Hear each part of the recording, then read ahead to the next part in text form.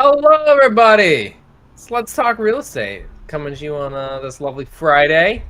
We got Brandon, Papa P, Carlos, and myself. And today we're gonna go through some fun stuff, mostly around the hubbubaloo, the exaggeration. Who knows? We'll talk about it of recession talk and how it's affecting people and ourselves and people we know and what you should do about it. So. Let's get going. Subscribe down below. Listen, man, Right.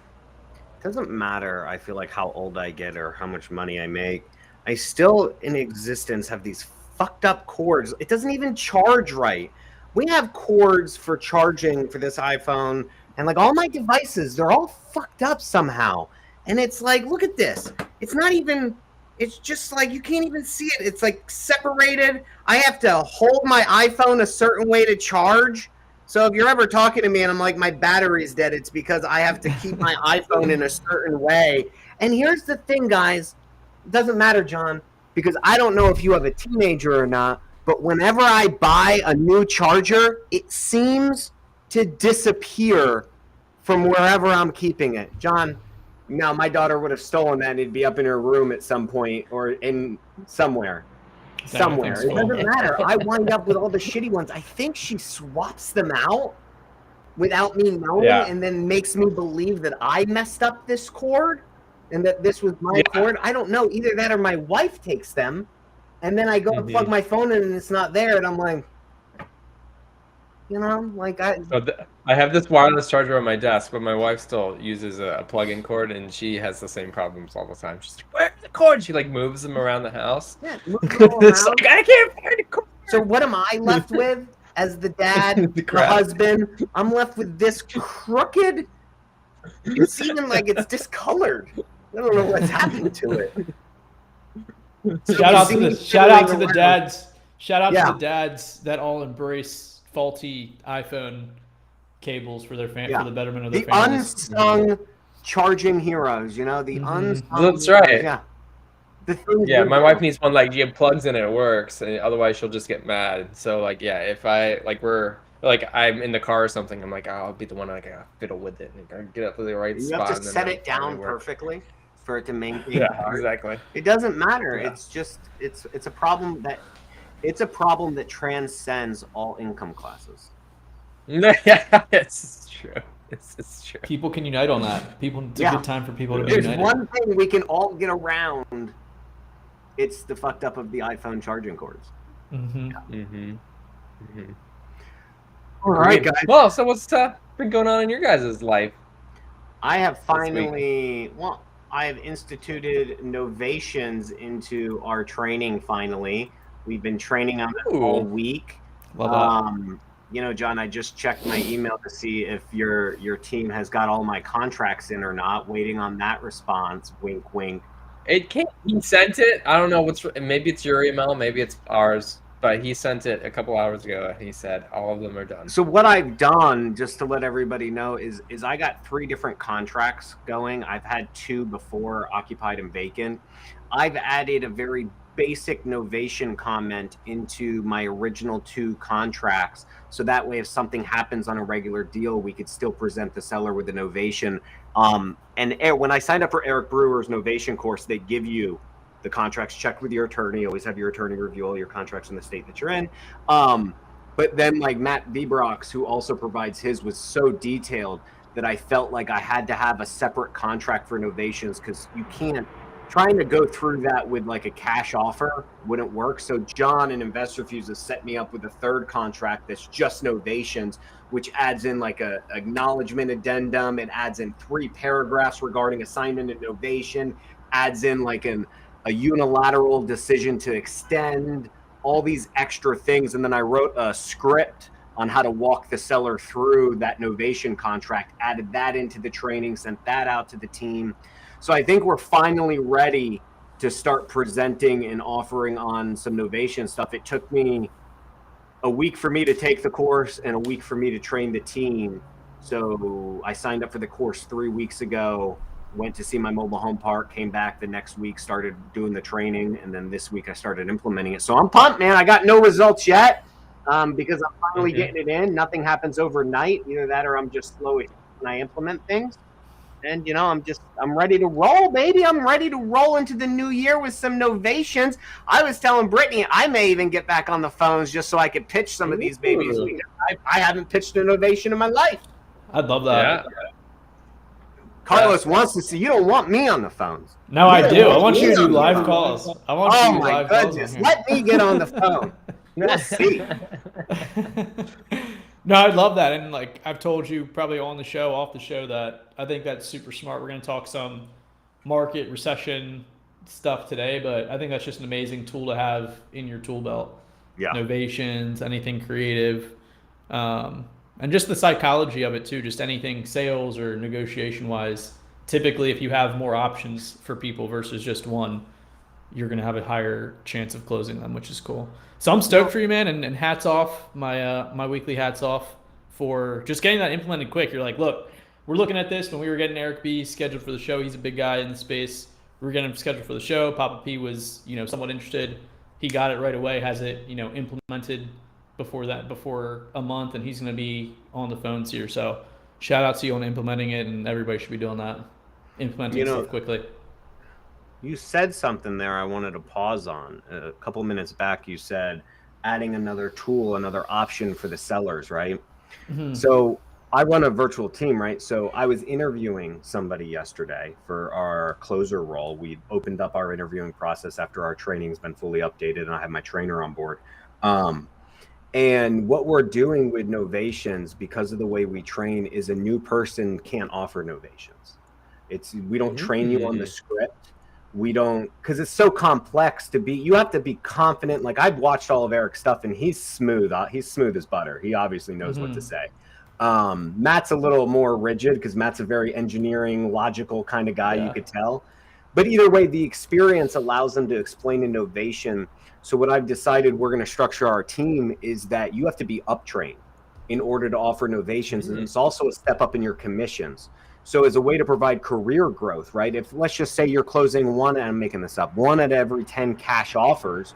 What if I told you if you got good, you hit your metrics, you were a team player, you participated, you showed up, you know what I mean? You were a great closer per se, that now that you've hit that 3-month or 4-month or 6-month mark, you'll now be up-trained and add novations on. And now instead of closing 1 out of every 10 people, you now have another tool in your tool belt that you can close 5 out of 10 people, which essentially 4X's your income that you were previously making.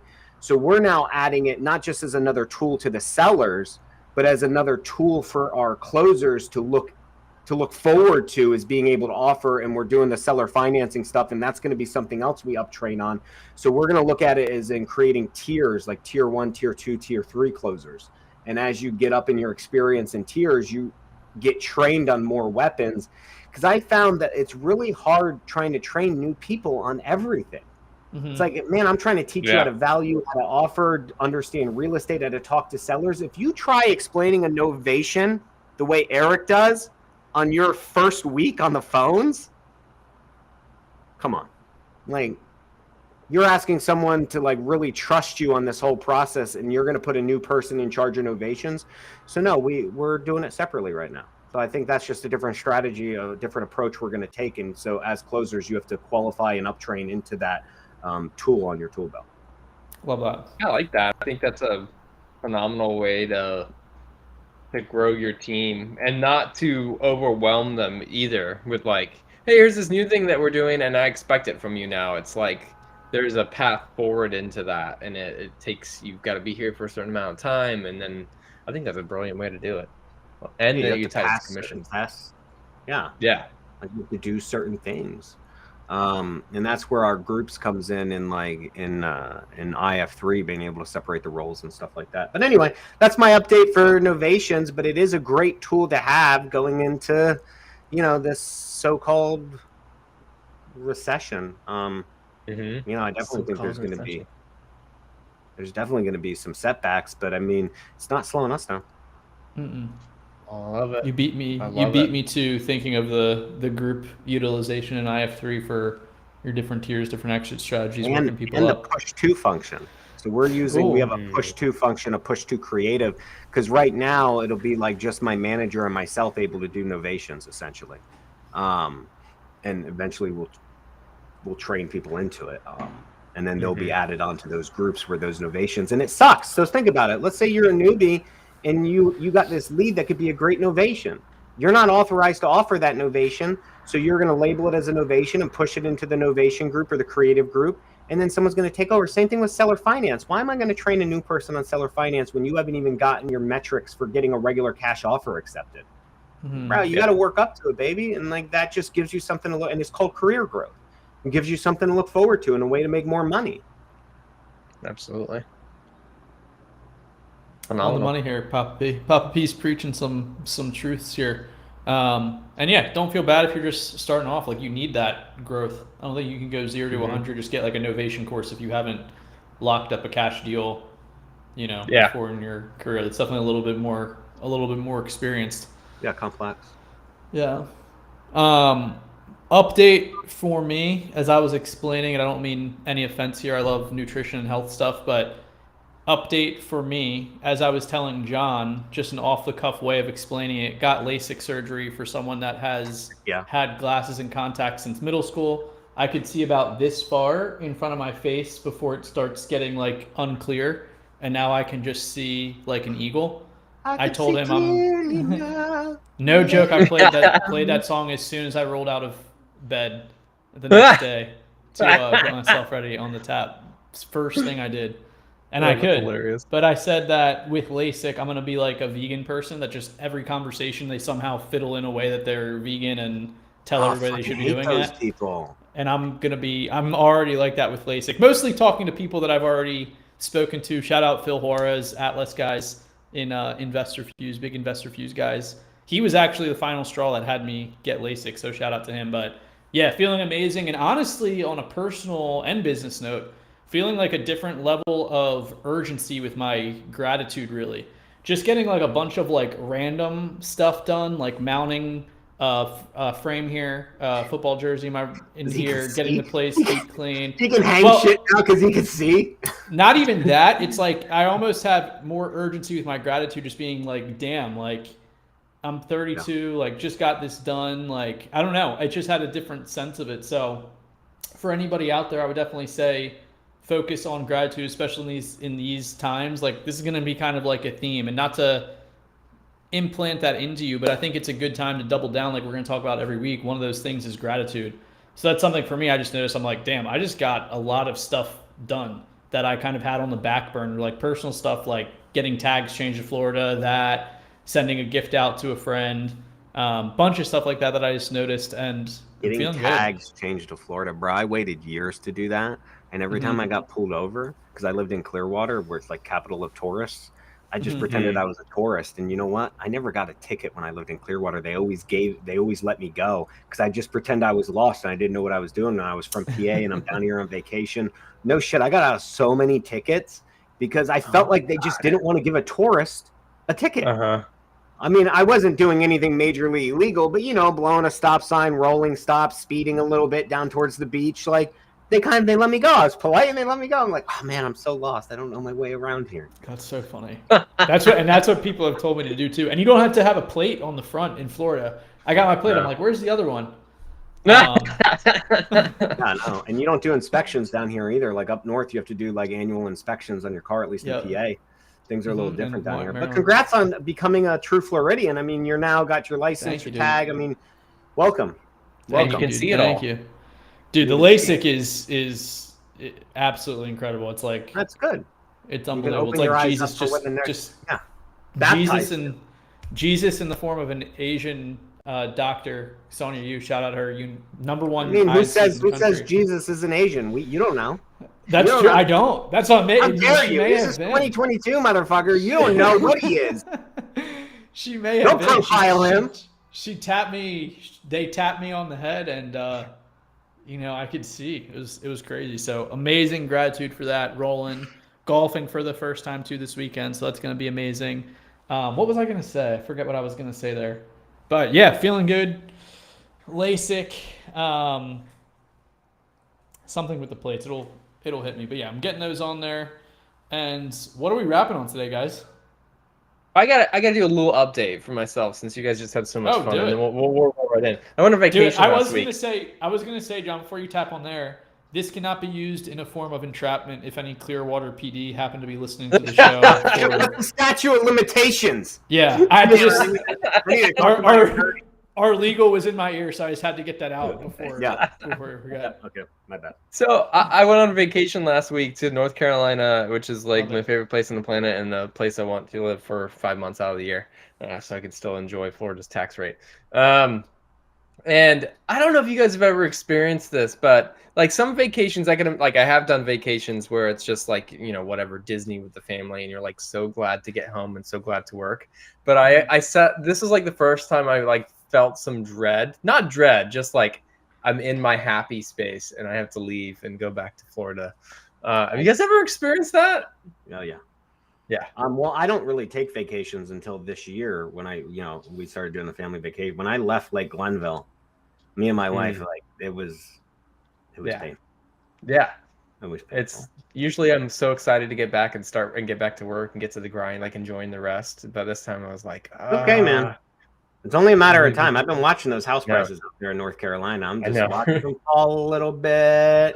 I'm waiting. We've already determined. We know what we're gonna do. We know what lists we're gonna target. I've already got the county records pulled up. We're gonna do some creative financing to buy us a lake house. Like we got it all structured. Just waiting for that market and the recession to really settle in for some people, and then take advantage of their pain.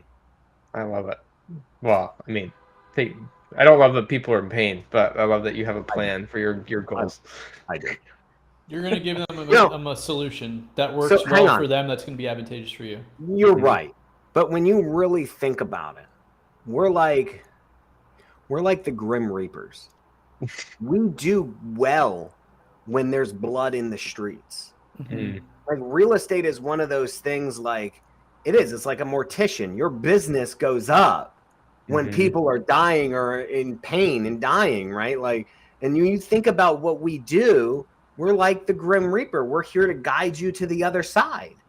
Yep. You know, like so you have to be in pain. Oh shit, now I lost my charge because I knocked my phone.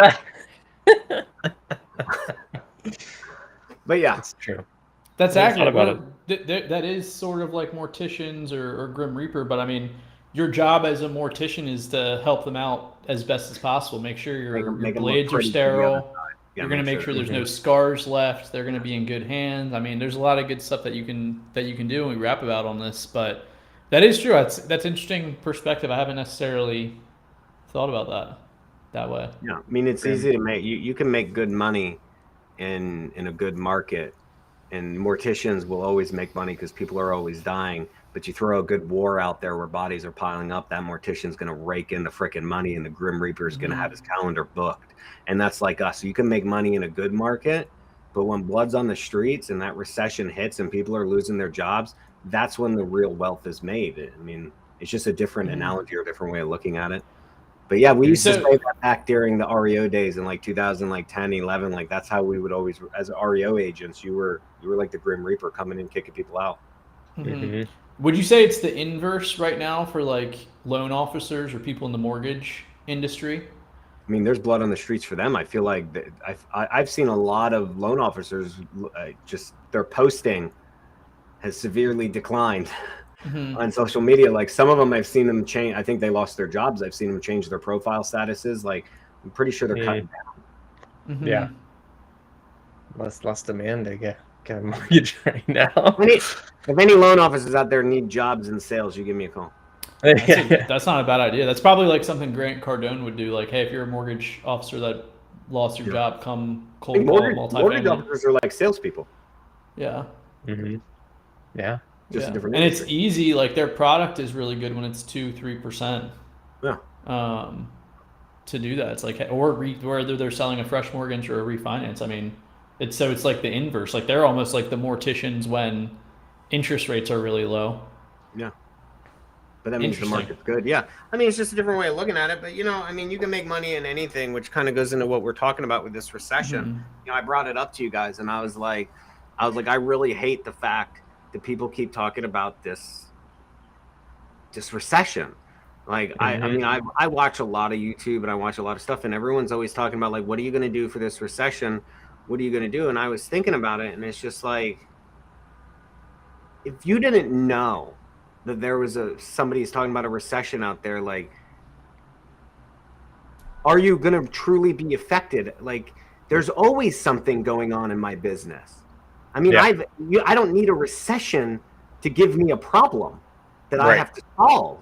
Mhm. I've been doing this for like 13 years now, and I didn't need to wait to 2022 to have some type of fucked up shit tell me I need to pivot. Like I was explaining to the guys, like you guys, when we were doing the pre-show, I mean, I've had mini recessions. Like I used to be an REO agent back when you were flooded with like PAS and Wells and Green Street. Like you were just getting BSI, you were just getting flooded with these orders to take on assets, and you were living the good life. And then that declined. That's like a recession for an REO agent. I shifted into hedge funds, right? And institutions, working with them, property placements, selling them houses directly off the MLS as an agent back in like 2013, 14, when that was the thing. And then the MLS got heated up.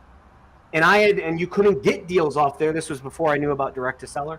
And so I had to pivot from there. And then I had to go in and I started working directly with some institutions on disposing of their assets and stuff and loans.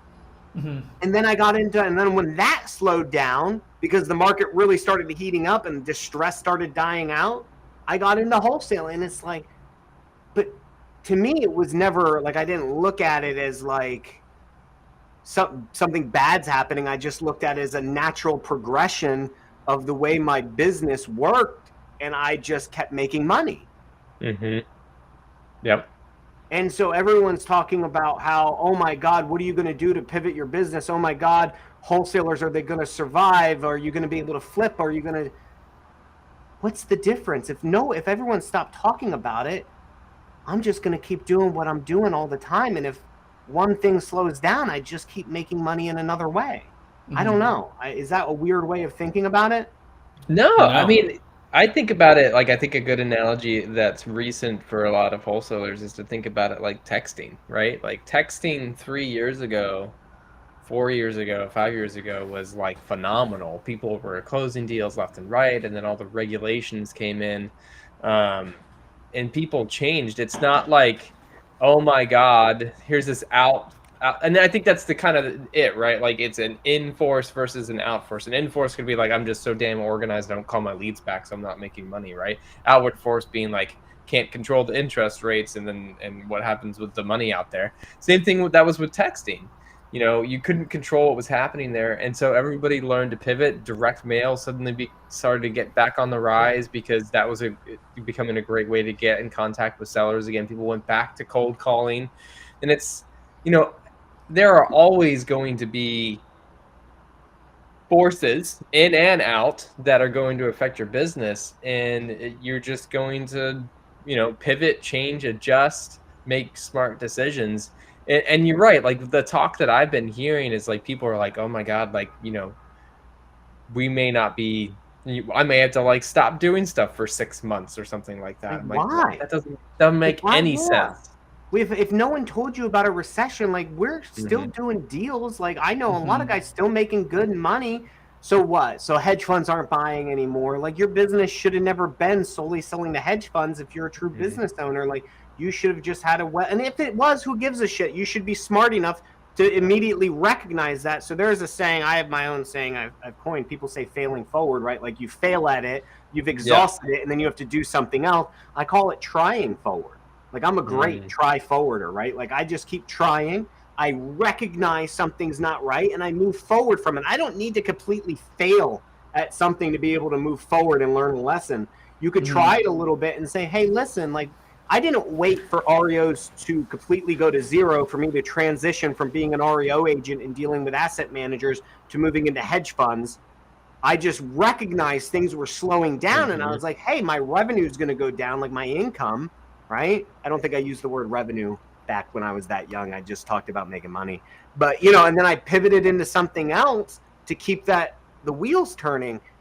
So that's my thing is like, you don't need something to go to completely forward. Now, John, for SMS, like, yeah, that would be immediate. Like complete fear. If you were riding SMS till you got 0 deals, that's a problem. But the second you saw the laws change and the TCPA compliance and Twilio really buckling down, you should have already been adding something on. And then you said direct mail. People thought direct mail was dead, and I know guys making $40,000, $50,000 a month just on a direct mail channel, regardless of people saying direct mail was dead, and then everyone jumped back on the bandwagon. Yep. So, like, I think it's just where your focus goes. You know? Yeah. The whole foundation of what we're talking about, and that's what you can control. So the principle of like controlling what you control is like your focus and relatively your inputs of like where you're sourcing information or any impressions that you get, like, you know, nature of the business. Like sometimes I think all three of us, like sometimes you feel like it would be cool just to go like no Instagram, no social media, but we realize it's like that's where attention is, that's where our business is. There is a certain level of like personal dopamine or just how humans are wired. Like you want to interact with other people and feel like a tribe, but sometimes it's like, oh man, like that'd be cool to completely turn that off. You can choose who you follow and what you check out, but that's kind of like the foundation here. It's like if every day you have a focus of people are doing bad or real estate's bad, like that's automatically going to kind of creep into how you perform, what you do, how you bleed over to your team. You know, for those of you guys that have a team, like that's huge. And it all starts with the CEO too. Yeah. As someone who's been just like a partner at Investor Fuse since the beginning, you know, John and Dan have always led the team, and John has been ridiculously amazing to work with as a CEO. And I don't think I realized how much until like certain things happen that the CEO of a team really does impact the culture more than people realize, probably at a subconscious level. Like you kind of roll with the leader of the company.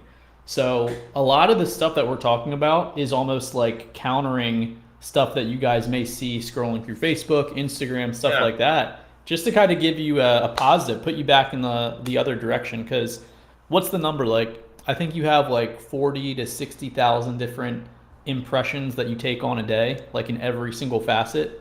So I don't think the job is like having every single one of those be positive and, you know, everything's perfect. I think the challenge is that you're just trending in the right direction and more of them are positive or helping you more than they're hurting you. So if you're checking this out, we want to be that positive force for you guys and be something consistent. One thing, and then I'm wrapping back to you guys. One thing I'm curious on, if we were to kind of spin the wheel behind you or have like a crystal ball, we have this same exact show next week, or not next week, this time next year, a year out from now. And we're talking about this kind of context, like market, you know, stuff that's going on, what's effective, what's working, innovation, creative, where the market's at, where's interest rates. This is specifically an intuition. So tap into your intuition and think like, what kind of conversation a year out, like what's going to be going on a year from now in your guys' experience, from John's in the SaaS world, working with a ton of investors, and Papa P, you know, in real estate for a long time and being through downturns and different markets and stuff. I have no fucking idea, and I don't care. like I can't predict shit. Everyone's like, oh, and maybe it's out of your control. It's the same principle. It's out of your control. Why the hell should you care about it? It's not just that. I have the confidence to say, I'm gonna make money no matter what. Like there is nothing in my mind that scares me where I'm not gonna be able to make money. And that's the biggest thing. I mean, whether I don't know whether the market's down low, and it could be. The market could be trash. Okay, like I'll work with that then. I'll work in a trash market. The market could be bustling again, and we could be stabilized. I'll make money in that too. I think that's the difference. Is a lot of the fear-mongering comes when people are like, interest rates are going up. Buyers are going to step aside. Like, what are you going to do? I'm just going to keep doing what I do. Like, I'm just going to keep making money. I'm going to offer less. I don't know. I'm going to sell to a different type of buyer, or maybe I'll buy and hold more. Maybe I'll wholesale more. Maybe I'll do more novations. The more weapons you have at your disposal, right? Like, and that's kind of what I spent my youth doing. Like, as I switched from a flipper, an agent, REO agent, working with a hedge fund, running a team, like marketing, I just kept learning different ways to make money. So no matter what happens in the market, I just feel like a good real estate business person is able to capitalize on that regardless. You just have to approach it differently or in the right manner. So I don't know what it's going to be like, but quite frankly, it's irrelevant to me. I Unless always think you're- it's. Go Go ahead. ahead. There you go. I was just going to say it would be really relevant if I was so leveraged I was paranoid. I'm not leveraged. That is some people right now. There's no leverage with me. I didn't buy assets with a tight cash flow. I'm not worried about people not paying, where if they don't, my $100 or $200 a month is going to disappear and I won't be able to make that monthly payment and I might lose a mortgage or mess up. I didn't do that type of stuff. I didn't pool equity. I didn't do any of that. So I'm not worried. I just got to keep making money. Yeah. To your question, Carl, I was gonna say, like, hindsight's always 2020, and I have been thinking lately about, as we approach this situation, of how the beginning of the pandemic felt, because that was such like a condensed little thing. It was like a few months, and I remember like this industry panicked because it's like everybody's not leaving their houses. I can't go on appointments. People aren't gonna buy houses. But though, everything has a way of settling, and then, we went into an upturn from there. But there was such panic, right? And I remember, I mean, Brandon and I at the time were meeting daily, or not daily, weekly to talk about his Podio setup. He wasn't on IF3 at the time yet. And not in person, virtually. Virtually, yes. Yeah, no, we wouldn't. During COVID, we didn't want to. Yeah. And I just remember it.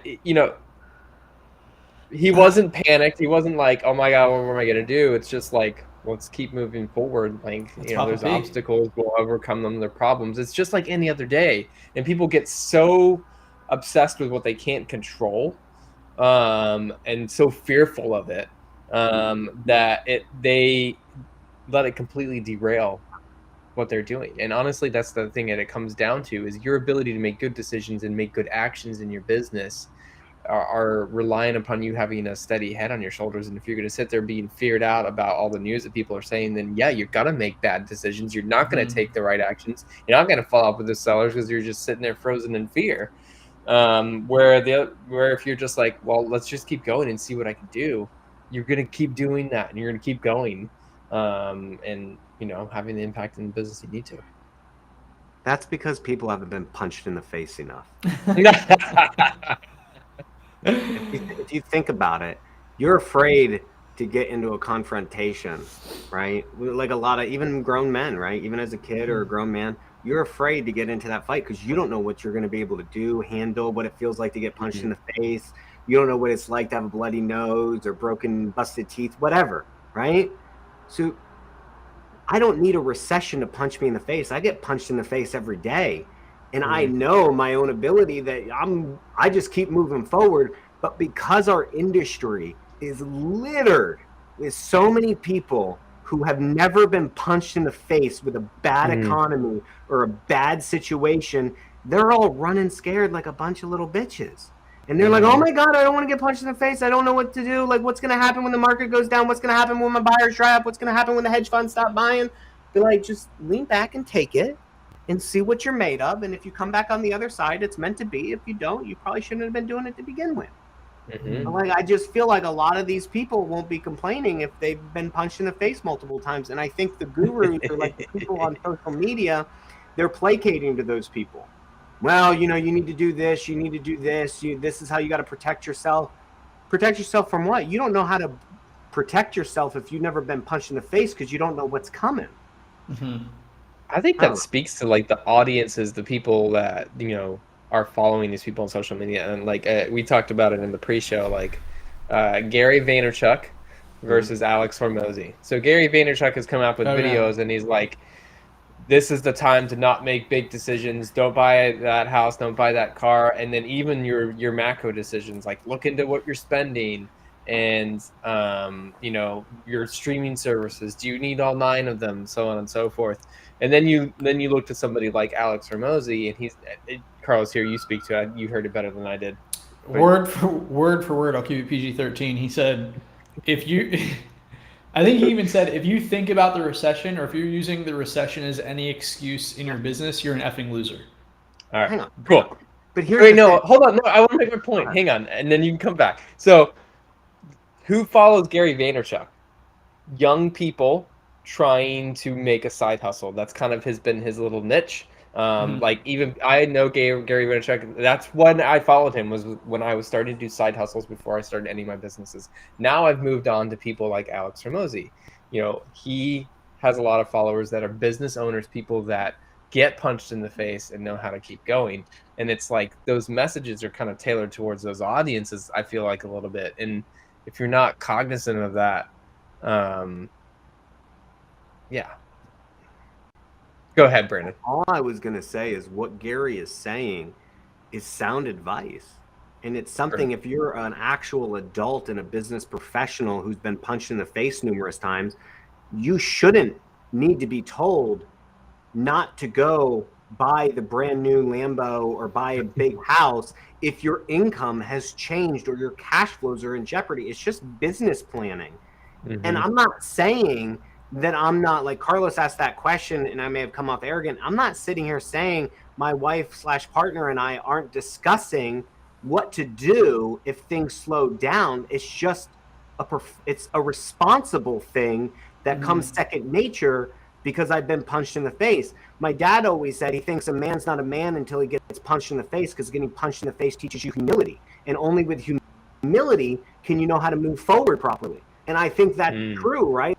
Like, I've been punched in the face enough times where I don't need somebody to tell me that I need to watch my expenses or, you know, not buy a brand new car or this or that. If I think my income may slow down, what I was trying to say is even if my income slows down, I have enough confidence in me that no matter what's happening on the outside, I could still level it back up and go. But do I want the added stress or the stupidity of buying a brand new house or doing whatever? Like, no, but there will come a time when my income is so stupid that it won't matter. I will be insulated from that, but I'm also humble enough to know I'm not there. Like, I'm not there. One day, like Elon Musk, I mean, well, Elon Musk doesn't even have a house. So he lives in one of those boxables. So, I mean, Elon Musk doesn't really... Does he live in his new boxable thing? He lives in a little boxable, I heard. Yeah, a little tiny house. That's hilarious. He's got so much fucking money. He can do whatever the fuck he wants. Someone once told me, like, you know, if you really look at billionaires, he's like, they're really weird people. And because they're rich, they're really allowed to be extravagant in their weirdness, like their fetishes, their weird things that they like and do. And it's just something that money allows you to do, is really settle into all those weird, awkward things that we all want to do or crave on the inside. And you really can't do until you're like extremely wealthy, like hire an assistant to separate all your M&Ms by color or Skittles by color. It's money. You're going to pay someone to just separate the color of your candy. Yeah. And I always laughed, and I was like, yeah, like when I become a billionaire, there's going to be some weird shit that I do too. I may live in a box. I can't think of what that is for me yet. Maybe it doesn't become apparent to you until you are a millionaire. That's just you have the ability to make those choices. Yeah. I love it. But yeah, I mean, got sidetracked there. But that's the thing, is like, I think you just move forward regardless. And I think that no matter what's happening in the economy, you don't need a bad economy either to shake some people out. I think a bad economy will shake more people out than a good economy. But you're still always going to shake people out the second anything goes wrong. Yeah, 100%. So philosophy over exact strategy is the importance of Papa P here. It's a mindset thing, man. You keep moving forward no matter what's happening on the outside. Like, I mean, listen, so we just took a deal down and we made a shit ton of money. I think we could have, if the economy wasn't where it was, I think we could have made double or triple. But my buyer was really kicking back on me. And I was like, and I understand, because he's not sure where he could sell it at. I think ARV might be higher, but I get it. He's trying to protect himself. We took the deal regardless. Now, maybe if the economy was better, maybe I would have shopped it to more people and to put the guy on ice and tried to find a higher buyer. But my wisdom and experience says, don't be greedy. Just take the deal, get your money, and move on. But if this would have been a year ago, I probably would have been like, sorry, bro, I'm going to go find someone to pay me $40K more. And I probably would have found that guy. In this economy, I'm just taking what I could get and moving on. And I don't need a recession. You know, I don't need somebody to tell me to do that. It's just part of who I am. You have to know where you're at in your business cycle. So I don't know. Maybe I'm contradicting myself, but I just feel like it's just a natural thing. No, it is. There's always going to be ups and downs in your business, external, internal. Yeah, that's just what we are, right? I mean, it's life. Like, it's never. Yeah, you find out what you're made of, man. Yeah. You find out what you're really made of when bad shit goes down. And if this recession does that to you, right, then that's a good thing. You find out what you're made of. I mean, listen, the recession is going to hit. I read an article about, you know, tech jobs are getting, a lot of these big tech companies are laying more people off. I read that, like, what was it? L'Oreal, one of the big, like, women's companies, like facial moisturizers, all that, they're noticing that their sales of their top end products are declining while their lower end products are increasing, because a lot of people are shifting from the higher end name brands to the cheaper stuff that basically does the same shit, right? They're looking for cheaper alternatives as their household income is becoming less and less and getting spread across higher bills that they have to pay. I mean, I've been reading stuff like that. So yeah, I mean, it's inevitable that things like this are coming, but I mean, it's gonna teach some people. Absolutely. I don't think it's something to be afraid of. You got to be like, you got to work your way up to being like we've mentioned in a prior episode, like Rocky in Rocky 1. Rocky 1, the original Rocky, where he's fighting Apollo Creed, and Apollo Creed's like, man, how does this guy just keep taking blow after blow after blow? And he's And what was the saying? It's not how many. It's not how hard you get hit, or something like that. It's how fast you get back up. I mean, you just keep taking hits, and trust me, man. When you've been in it long enough, you don't need a recession to give you hits. So I don't know what it's going to look like next year, Carlos. Circling all the way back, and I don't think it really matters. I just think your business should naturally flow, power over force. You know what I mean? Don't try to force something. I think you have to naturally flow with the way what things are telling you, like I did with that deal. I flowed with it. Yeah, I would have loved more money, but I just flow. Here's what I was getting. I can close quick, get my cash. We got other shit going on. I started Novations. I started creative training. And honestly, I should have done it sooner. I'm not doing it because of the recession. I didn't sign up for a seller finance or creative finance course because of the recession. I didn't sign up with Eric Brewer because of the recession. For all I know, those things may not work in 1 year, like Carlos said. I signed up because it's a natural flow of my business, and I finally there to where I realized it. I wish I would have realized it 2 years ago, but I didn't. And that's just my own natural learning progression. But I'm not doing it because of the recession. Will it help me? Maybe, maybe not. But either way, it's a great tool to have. Yeah, but to play angel's advocate or angel on the shoulder, a year out from now, there's a good chance that could be advantageous for you. It could, but wherever the market's at, like it's not devil's advocate. I could play and say, well, what if there's no buyers buying off the MLS and Novation's not going to really help me if interest rates are at 12% and nobody's buying? Novations aren't going to help me, and I just bought Eric Brewer's course, and it's not going to work for me in a year. But the creative one would. But the creative one would. So it's like, I don't know. There's a lot of different ways that you could chop that up, but I'm seeing it as it's like it is beneficiary for you a year out. Like there is going to be stuff, and you're almost like setting up hedges or almost getting like insurance on your acquisitions team level. The greatest insurance you can have on your business is your own intelligence. A wise man once said. Wow. Good quote right there. It's a good quote.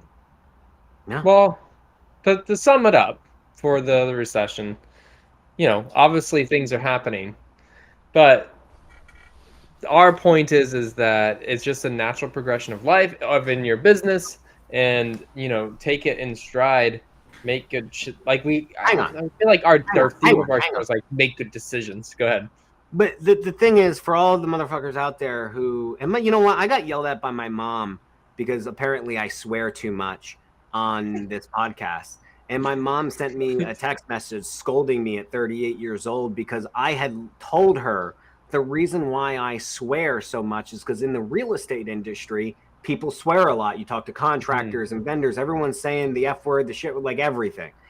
And my mom pointed out that Carlos and John don't swear at all on the show, and they're in the real estate industry. So now she accused me of lying to her and that I really am talking inappropriately and I'm not representing the family properly. So That's I apologize, but you guys are making me look bad because I'm the only person swearing, and now I'm supposedly a liar because of it. So I heard you, Mom. Did you tell her that we're in the SaaS industry? Not I try, I did not. I thought about that, but you don't argue with your mother. You respect your mother, and when she tells you you're doing something wrong, you take the punishment. But it hasn't stopped my swearing because it's so ingrained in who I am. Shout out Mama P. I just saw that comment about the LASIK. I appreciate that. It was it was a liberating feeling. Like the next morning, like throwing away my glasses and my contacts, I was like, "That's pretty cool." She needs it. She needs it. She just sat on her glasses and broke them, and it cost us $500 because she constantly doesn't know where she places things. But I love her anyway. What I was going to say is one of the other things that I can say is some of the people that I think are going to be in some trouble are people who don't actually run their business and they outsource a lot of stuff because you can't really pivot when you outsource stuff. It becomes harder. So it's more expensive too. Yeah, and it's like stuff like what? Marketing? Like you outsource your data pulling, you outsource your marketing, you outsource your cold calling, you outsource the hiring of your VAs, you outsource the training of your VAs. Like, how are you going to train your people to do novations or creative if you hired a company to train them and hire them? How are you going to get the right person? I mean, you don't have any control over any of it. So like, and maybe that's something that the humbleness of me, and maybe it's also because I'm a control freak, and I've had enough shit happen to me. We run our business like a real business. Like we do everything in-house. Like we build departments. We train our own people. We hire our own people. We have our own call center. We have our own marketing, our own data. And so I could pivot on a dime. Yeah. If I want to train somebody to talk differently, boom.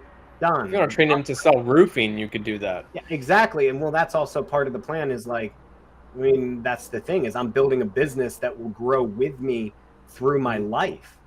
Yeah. Like as we add on other businesses, I don't need another company. I'm never beholden to anybody else and them dying, going out of business, a recession hurting their business. And so that's the thing is I think a lot of people really need to focus on better processes and being a better business. And maybe that's why I talk the way I do. I mean, because it's a bigger nut to carry because I have a lot of stuff, but and I'm not saying it's cheaper by any means to run all your own stuff. I would dare say it's maybe even not cheaper to run your own call center versus hiring somebody else's. I don't know. Carlos sent me an interesting post from, what's the guy's name? Lamasu leads? Scott Morse. Scott Morse. And he touched on it in a different way. And he was like, a lot of these people out there are selling human capital. And a lot of people out there, like these affiliates saying, hey, use my call center source. And really it's just white labeled Egyptian or Filipino or Colombian or whatever it is callers. And you really have no say in how that business is run. You may use them. And now you're pitching, instead of $4 an hour, you're pitching $5 an hour, and you get that spread in between to bring your students on and all that. I think that, and I agreed with him. I don't like a lot of videos, but I like that one. Hearted it. I don't really participate in that, but I was like, fuck yeah. Because I see that as being a problem because you listen to somebody and bought into that service. And you have no control over, and that person you supposedly bought, quote unquote, bought from also has no say in how that business is run. You don't know what that person on that back end is going through during a downturn, whether or not they could keep up the quality, right? Whether or not they keep paying their people, how they spend their money. I was partnered with somebody before. I didn't know how they were spending the money, and that becomes a problem when when you look under the hood and shit happens and you're like, wait a second. you haven't been paying your people. And I actually know of another company who was a call center, and they were funneling money to the call center, and then those managers weren't actually paying bonuses to their people. You had disgruntled callers. The money was never flowing all the way through, and so you were losing quality. Because I hired some of those people, and they were telling me the problems, what was happening with the management and stuff. And that's the thing. He's like, you have no control over any of that, what's going on in the call centers. Yeah. I think too, like, I mean, I saw a news article, I can't remember which company it was, like Expedia or something. They analyzed the remote workers, and they found 7 of the 100 they fired because they were working 2 jobs at the same time. If you hire some call center there, how many clients are they actually juggling? How many are they truly giving you the amount of time that you are paying for, or are they, you know? I'm not like, so I know how Scott runs his, I don't personally know him at all, honestly, but I do know, like, I watch him, I see the structure of how what he does, and I support that. Like, some people may want to just hire a company like a huge call center, and he obviously crushes it. He looks like he knows exactly what he's talking about. So I'm not coming at that. I'm just saying, maybe for some people, hiring someone to generate your leads is good, but because you're coming in and you're trying to make the quick buck, and you don't really want to uncover and unsolve that lead generation problem or puzzle, right? And that's fine. If that's, you're only here for a short time and not a long time, and you want to hire those people, that's good. That's just not my thing. Yeah. I want to solve the puzzle and have the puzzle complete so I can scale infinitely with my business. Solve the puzzle. It's a lead gen puzzle. It is. Well, let's move on to the Pulse of the Week. I think to wrap it up, or make good decisions, run a good business, you're always going to encounter problems. And I think too, like, you know, maybe tune out the fear-mongering a little bit, so it's not seeping into your subconscious. Like Carlos mentioned at the beginning, some gratitude always can help combat that, so that you're not getting into this like slump where you're not taking action because you're frozen in fear. Just keep going, people. Keep going. Pulse of the Week. What is I like the books. What's this book thread that you're a book video? I was watching Steve Trang's Part in the Disruption, and they were talking about how reading one book a week is like, it's just the new Lambo thing. Like, you brag about it, and I tend to agree with them, but they're sitting here talking that you should read one book every month or quarter or whatever it is, right? 5 pages a day, 10 pages a day, and really absorb that and implement it. And I just don't agree with that, because I think it's stupid. I think you're not talking about, like, a book is meant to add to your intelligence, and the more information you have inside your head, and maybe my brain works differently, but I make connections with things. The more books I read, the way I alter the very functioning and belief system inside my head, because I can connect different things. I don't listen to somebody. I don't listen or have a conversation with somebody because I immediately want to take what they say and change my whole life. That's what they're basically implying with a book. I listen to what you say because I think your opinion's valuable, and it provides other input for me to make more decisions, right? And I always believed in that whole saying. I think an idiot reads a book expecting to learn everything from that one book, whereas a wise person reads a book only needing one line to alter the course of their life. And I don't need to read and reread a book 10 times. If I did that every quarter, and I'm constantly changing my business to fit a way this book says, or changing my morning routine or my self-improvement routine, my life's going to be in complete fucking chaos. But I read books because it's like an encyclopedia in my head. The more knowledge I have in there, the better. And I don't need to remember the entire book. Yeah, I need to remember that one line that resonated with me, and that altered the way I think about interacting with somebody, the way I think about being a leader, the way I think about being a salesperson, the way I think about being a father, or just in general in life. And that was enough. But I also don't read one book a week. I just read whatever I read. Go ahead. I'm confused though. I didn't watch it. Are they talking about a specific book? They're like, this book is the Bible and you should be reading it every quarter. Saying, do you believe in the hype of reading one book a week? And everyone's like, no, if you read one book a week, you can't possibly get anything from it. And I'm just arguing the fact that I think they negated the entire intelligence factor. Agreed. Yes. That you shouldn't even be reading books for the sake, like, that's a textbook, right? I'm reading a book to implement something. And I do agree, maybe you read one of those a year or something to increase your knowledge about something. But how would you find that one book if you don't read enough? Yeah, and I don't read every book because I agree with it. I've read a lot of books I don't agree with, but I think it's valuable to understand another point of view because it alters my intelligence and my way of thinking. And I have a recall ability that I may not need that information now, and maybe my brain works differently, but if I need that information in a year, I can immediately capitalize on that book that I read a year ago. So I don't understand them. Maybe they just don't know how to think for themselves. But I do agree. If you're reading books and bragging about it, you're a piece of shit.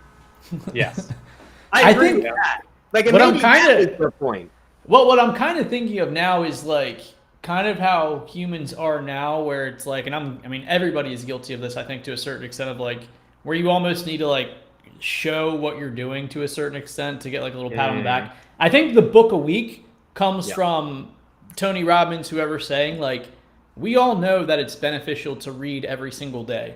So I think that people put a quantity on how much they read just to show and prove like, hey, I read every single day. That's how I'm able to read these books. That's kind of how I'm seeing it. I was laughing because Papa P is a little bit hypocritical because he does say that he reads the Joe Biden autobiography every day.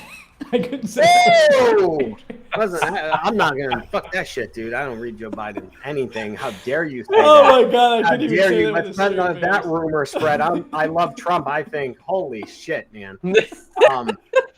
No, but fuck. If anyone clips that, you liked other people's point of view.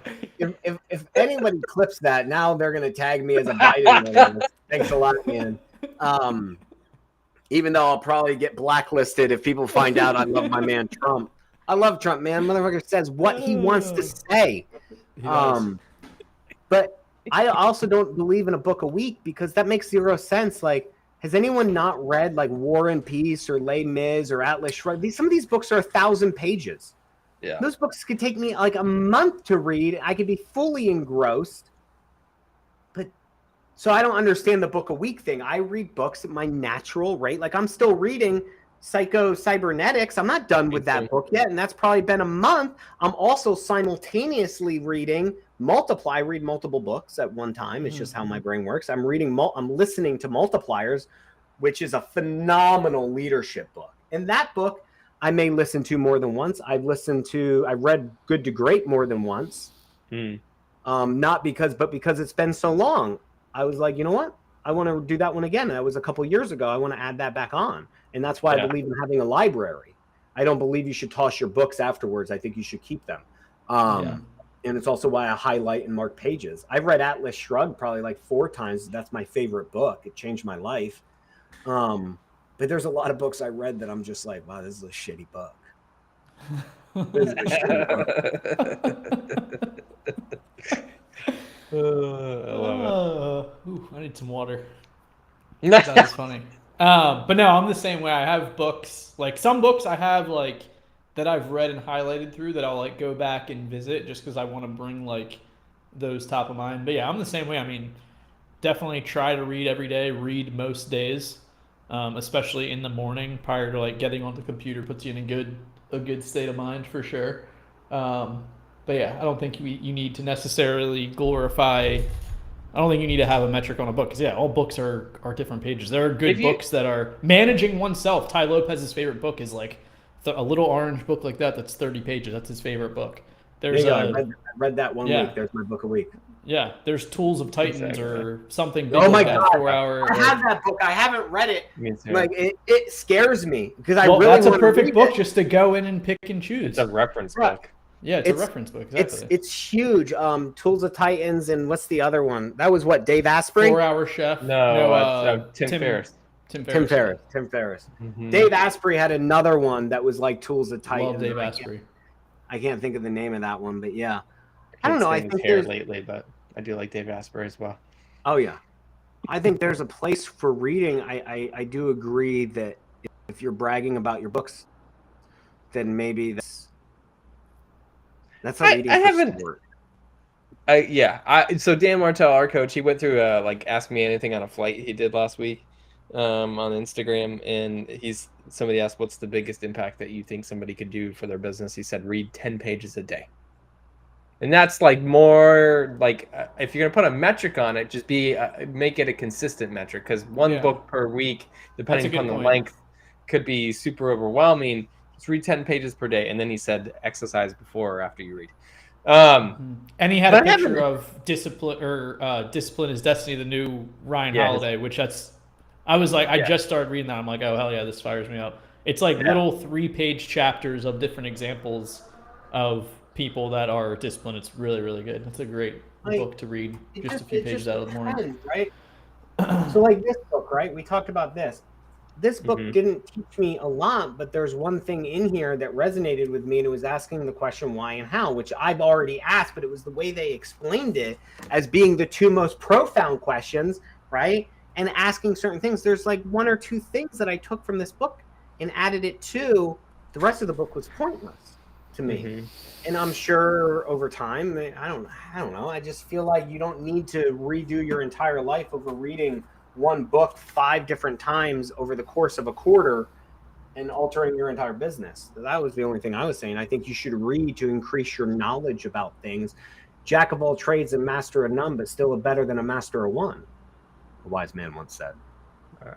Same thing with your CRM setup. Yeah.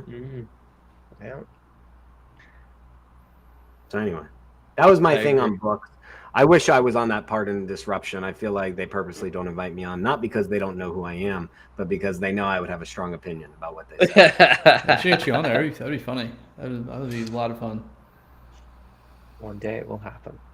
Do we have any other polls of the week? Was that it? The other one was just a post by originally Ryan Dossi talking about, I think his point of the post was you need to spend a certain amount in marketing if you want to make a certain amount. And part of his post was saying, like, you could have the best CRM. He mentioned another one, but like, you could have Investor Fuse, you could have a Carrot website, you could have the best cold calling tool, but you still need to put money into marketing to make revenue on the back end. Really good discussion on there. If you guys check out, if you guys go to Ryan Dossey's page, and then I guess people that shared it, you'll be able to dive into some good conversations there where it was really healthy discussion of people that run their operations on the leaner side versus people that may do more heavy type marketing or more expensive type marketing, either digital, radio, TV, things like that. So it had us talking about just like, what does it really take, like foundation wise, for either a beginner or someone that's looking to like get a CRM like InvestorFuse, something like that. We were kind of like thinking like mind mapping different tools that you could use that are available in the space, and like how much does it really cost to run, like to have like your tech set up before you even turn on any marketing. So that was an interesting discussion. Yeah, it's a good topic, and I would say if you guys go to Ryan Dossey's page, he has hilarious like Instagram videos and stuff. He's a really funny guy. We got to meet him at our mastermind a couple years ago in Austin, Texas. But I would definitely check out that thread, even to just see like net profit stuff, what other people are spending in marketing. A lot of good discussion there. But yeah, it's interesting to see like what you could really set up tech stack wise to have like a good CRM, a phone system, websites potentially, cold calling tools, things like that. I suggest we look into that on our show here. Yeah. And come up with our own opinion. I feel like I was talking about that with somebody too, about like how much you actually have to spend on your stuff every month and like budgeting for it and stuff like that. I don't know who I'm talking about that with, but yeah, I feel like that'd be a good topic we tackle. Yeah. Let's do that. Maybe next week or the week after. Do some research, some plotting, some calculations, maybe a little spreadsheet. I think I'll enjoy that. But yeah, another week done. Episode 32, baby. 32 F's in. Stay tuned for episode 33. Consistency creates results. Yes, it does. And consistency, well, to me, consistency here equals fun every Friday. Yeah. All right, guys. Have a Rock and fantastic Friday and weekend. I'll see you all next week. See you guys. Do it. Let's do it. Peace.